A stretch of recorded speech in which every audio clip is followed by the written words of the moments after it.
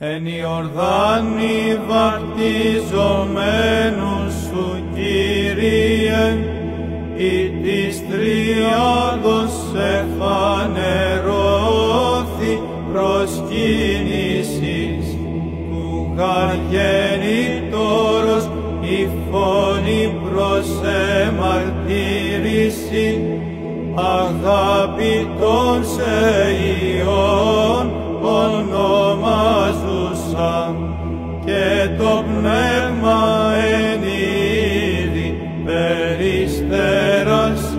ευεβαίου του λόγου το ασφαλές ο επιφανής Χριστέ